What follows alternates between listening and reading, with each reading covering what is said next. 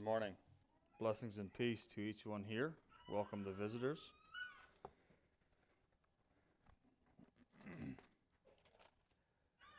Some of you have not got the text that I sent around. I would like to give a little opportunity after the message for you to express appreciation for your father and maybe something, a legacy or something that he has passed on to you. Also, those of us that are fathers, what do you want to pass on to your children? What do you want your children to hear from you? You know, if I can just say this, many times on deathbed experiences, we have people that have been estranged from their families all their life. But then all of a sudden, on deathbed experiences, they come and they're like, maybe the father has a word for his family. Maybe a son comes and says, "Dad, I appreciated this in you." Why do we wait till the very last to express appreciation for our parents? Why do we wait to the end to tell our sons how much we love them? Why do we wait when we have all this time God has given us today to build each other up, to encourage each other? So at the end of the message, I want to give you some opportunity. I have not planned a really long message this morning. I haven't planned a long message. I hope it don't go long. I too had a bunch of statistics that Conrad had. 1 in 3 children in America grow up without a male presence in their home. 1 in 3. Now, 1 in 3 grow up with a male presence that is not their dad. Which means 1 in 3 grow up with their biological dad. What terrible statistics that we have right here in America. When God gave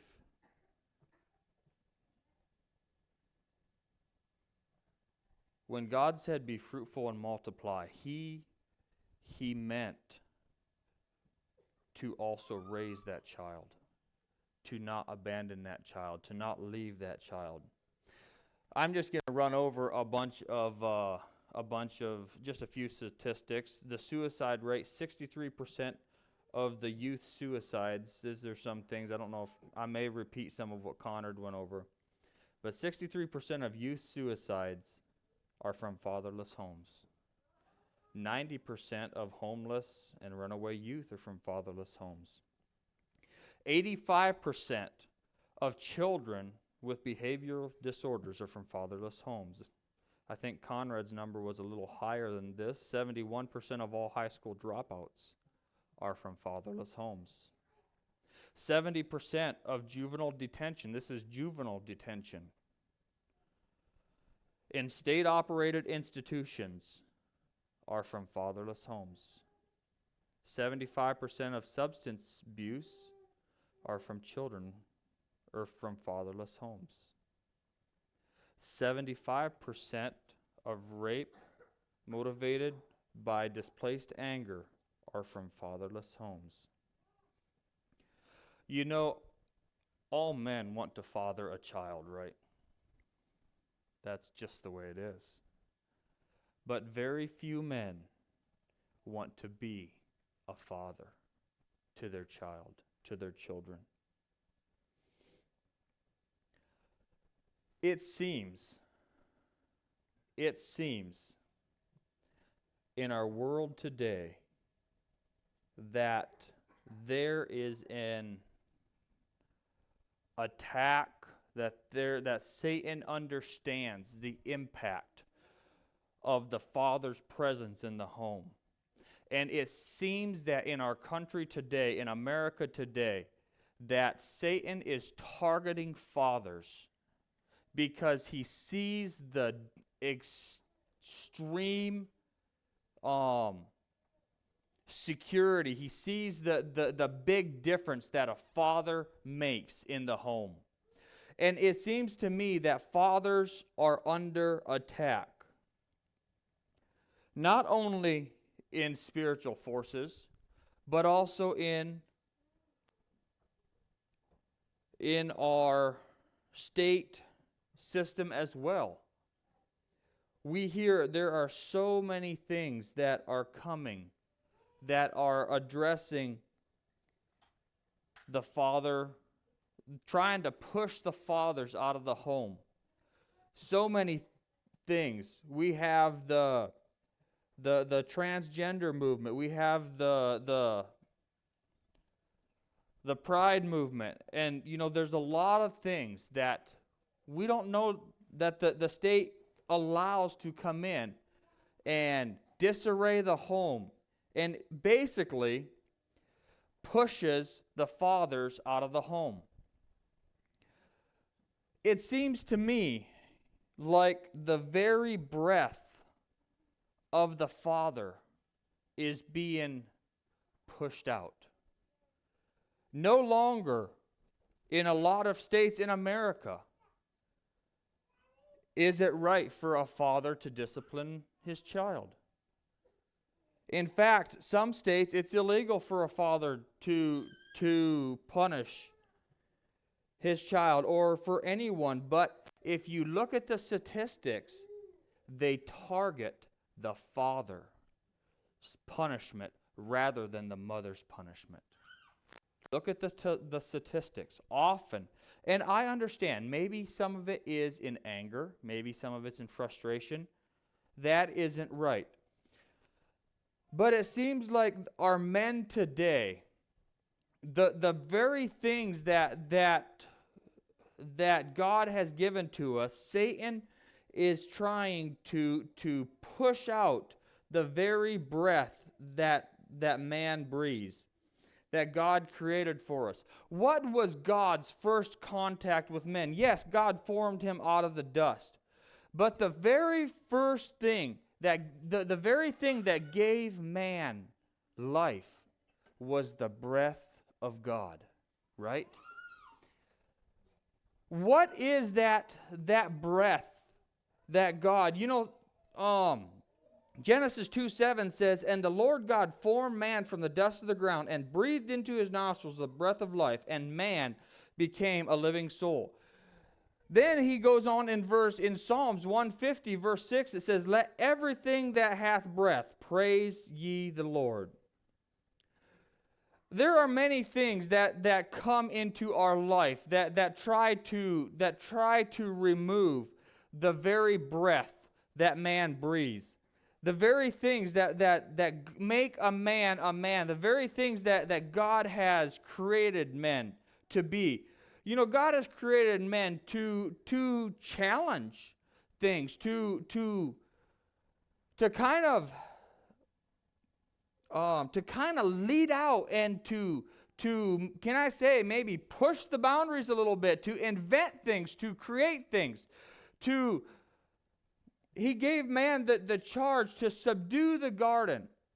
And it wasn't just in, here's a weed, so we're just going to kind of let that weed go. No, to pull the weeds. There was no weeds in the garden, right? But there is in our gardens today. So God created man with can I say, more of a dominant personality, can I say? Not domineering, it could be, but more of a forward, more of a of a strong personality. And yet so many of these things that God has given to us as men, Satan wants to take away. And he does that through criticism, through contempt, through contention. And, criticism is one thing that we as men, many times, and I didn't go through with a lot of verses for some of these. I'm just gonna put them up here. But criticism is often one thing that tears man down, that tends to tear man down and to discourage man. Now, I'm not meaning corrective criticism, but I'm meaning criticism in a degrading way. Failure. Many men are become discouraged by failure. Concerned about other people, what other people think. Insecurities. Many men. We all have these insecurities. Immorality is another thing that tears man down. Disasters, things that are out of our control. Maybe it's our health. Maybe it's a tornado. Things like these, there's a lot of things that Satan allows, that Satan brings into our life for the mere purpose of tearing man down. What are the things in your life that Satan is trying to tear you as a father, you as a man, down? Think about it for a little bit. What are those things? It may be something totally different. But if you're a real man here today, Satan knows something about you that he is targeting you. Does a father's role leave when the children leave the home? Does it? What do you men think? No. Howard says no. Freeman says no. I don't believe it either.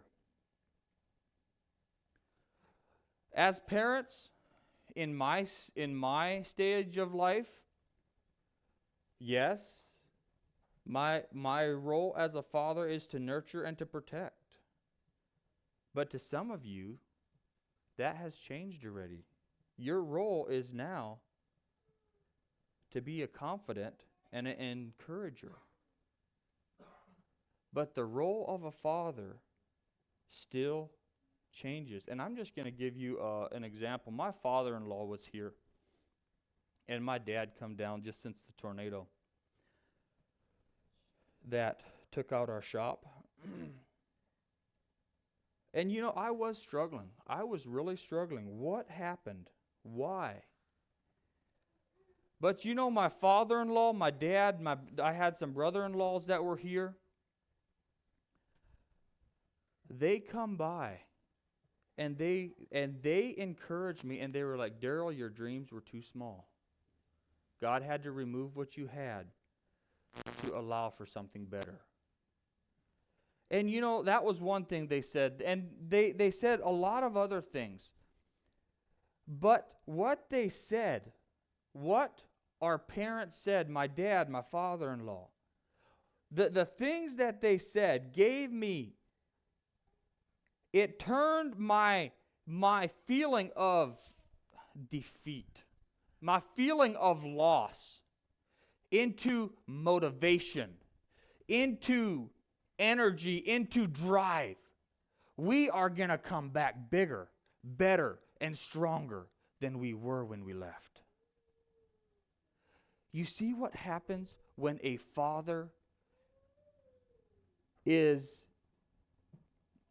When a father, even after the child has left home, when a father becomes a confident and encourager, even though your child has left home, there is still a serious role for you as fathers to play.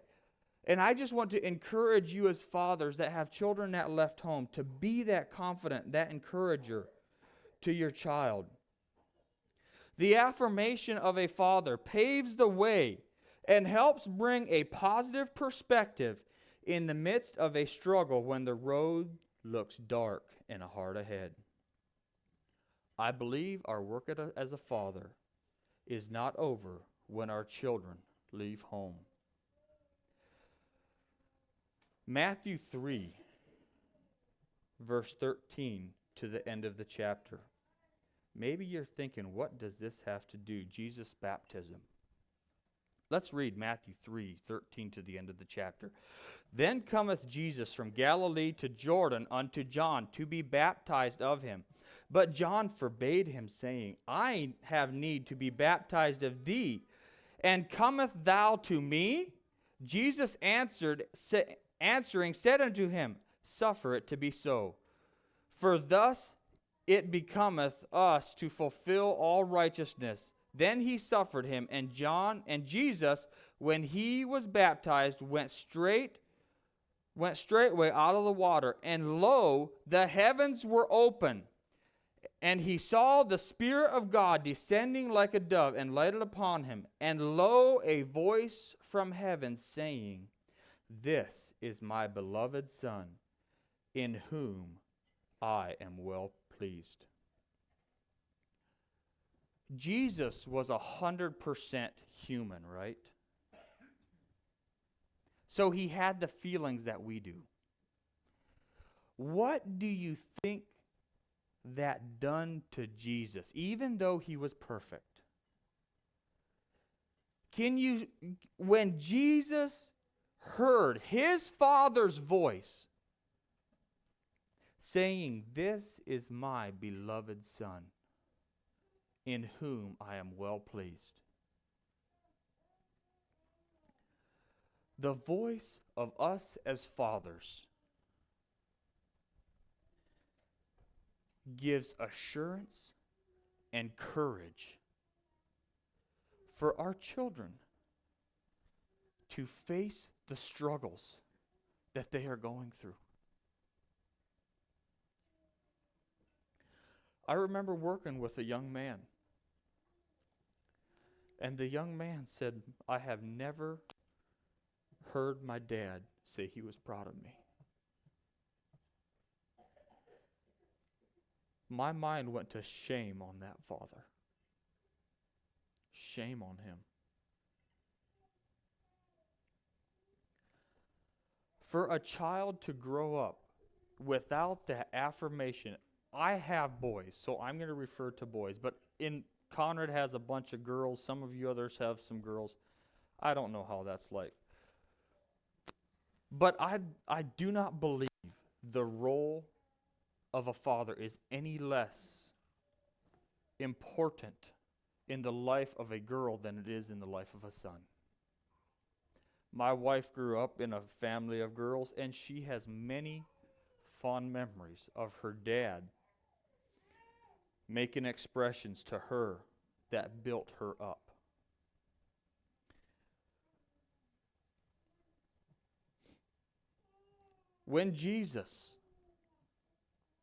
What went through Jesus' mind when he heard his Father say, This is my beloved Son?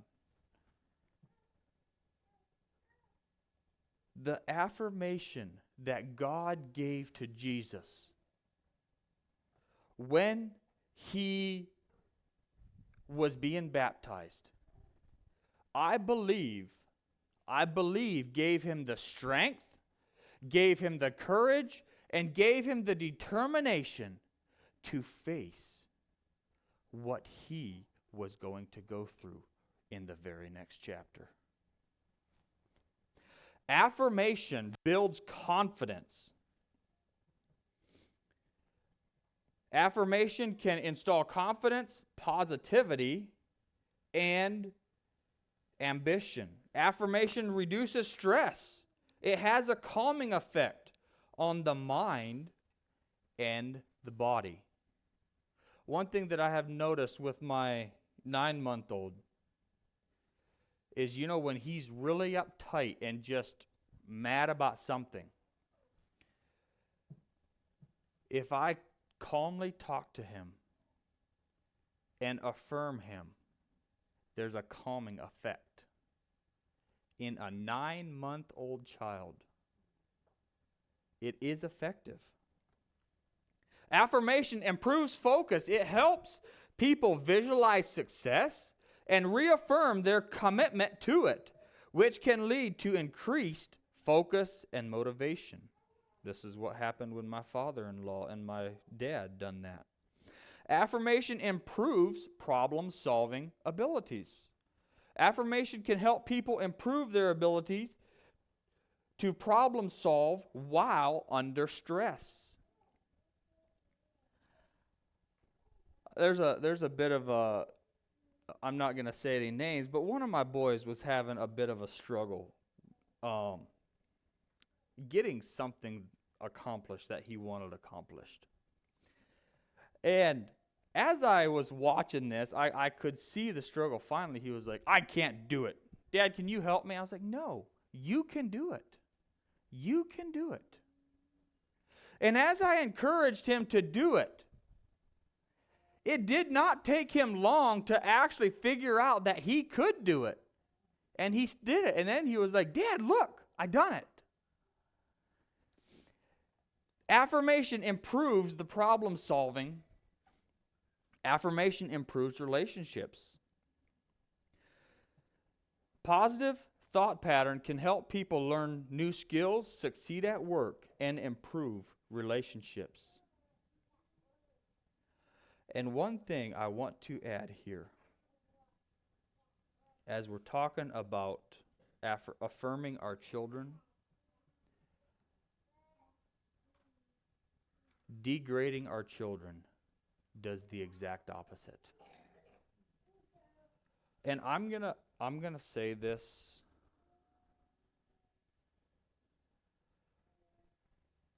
Even outside of their presence, a child can sense when a father is degrading him or talking about them in a negative way, even if they're not present.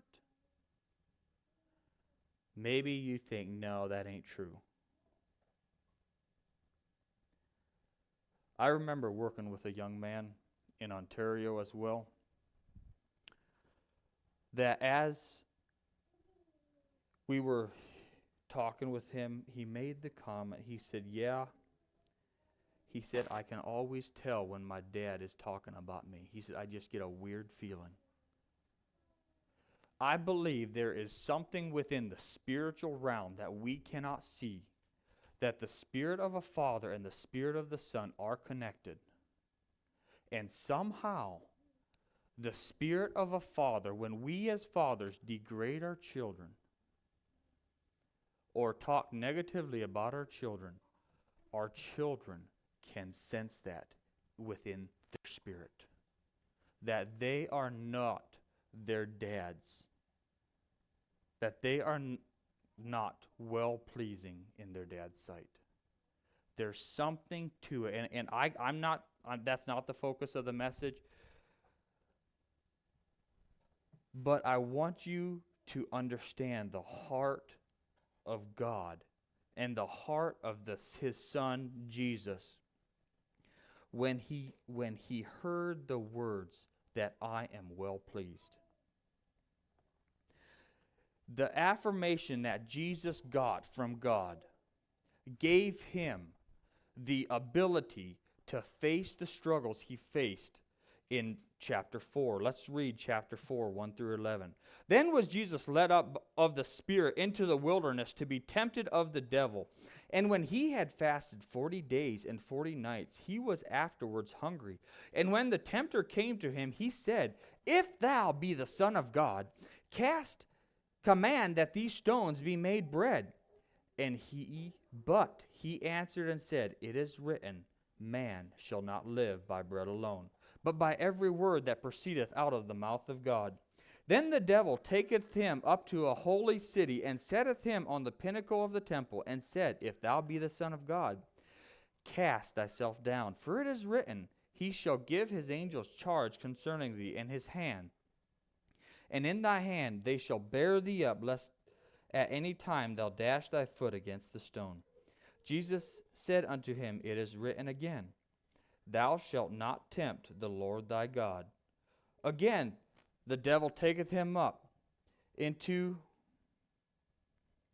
an exceeding high mountain, and showed him all the kingdom of the world and the glory of them, and said unto him, All these things will I give thee, if thou wilt fall down and worship me. Then Jesus said unto him, Get thee hence, Satan, for it is written, Thou shalt worship the Lord thy God, and him only shalt thou serve. Then the devil leaveth him, and behold, angels came and ministered unto him. A question I want to ask. What would this story have been different? Jesus was perfect, we know, but he was flesh. Did the voice of God, did the voice of his Father help him come through the temptations successfully? Fathers, I want to ask you a question. When you see your sons are struggling, your daughters are struggling, regardless whether they're at home or not, do you remain silent? Or do you go there and affirm them? I believe that the affirmation of a father in the midst of a struggling child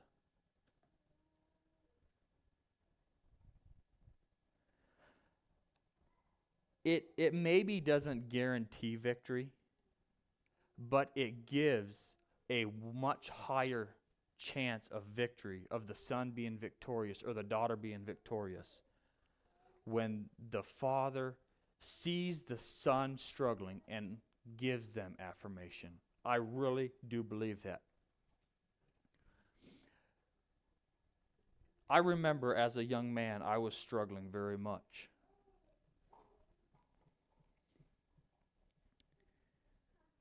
My bedroom was in the upstairs, the upper story of our home. And that day I had taken a rope up. I was planning to hang myself that night.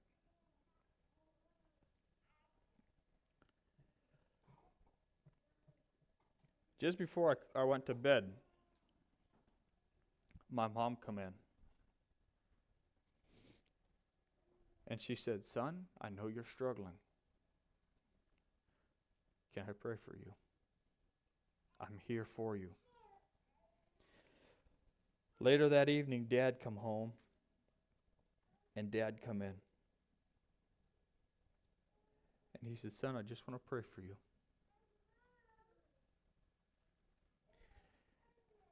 You know, that rope never did come out from under my bed. I don't know where I'd be at today had my parents not gave me affirmation when I was struggling with in life. I know I'm harping on this a lot, but I believe it is us as a father's responsibility to lay the foundation for our children. If Proverbs 31 is for women, then Psalms 128 must be for men. Psalms 128 says, Blessed is every one that feareth the Lord. Do you see the foundation for us as men? The fear of the Lord. If we as men do not have the proper fear of God, then we are not going to be the men that God has called us to be. Blessed is every one that feareth the Lord and walketh in his ways. What does this walketh say? This walketh portrays obedience. So first of all, the fear of the Lord is the foundation. But then there's obedience that walketh in his ways. Then look at the reward. For thou shalt eat the labor of thy hands. Happy shalt thou be, and it shall be well with thee. Thy wife shall be as a fruitful vine by the sides of thine house, thy children like olive plants round about thy table. Behold, that thus shalt the man be blessed that feareth the Lord.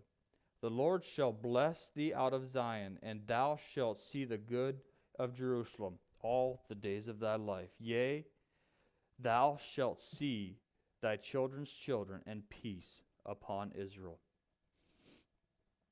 Fathers, do you have a foundation that fears the Lord? You know, a solid foundation of fear for God does no good if you're not going to be obedient, if you're not going to walk in His ways. Obedience, when a child sees obedience to God in their parents, it helps a child be obedient to their parents.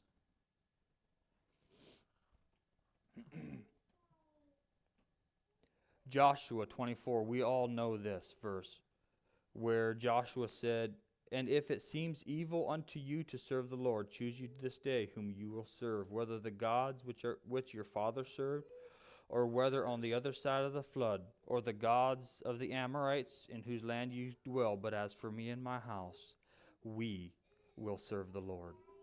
You know, that is my desire.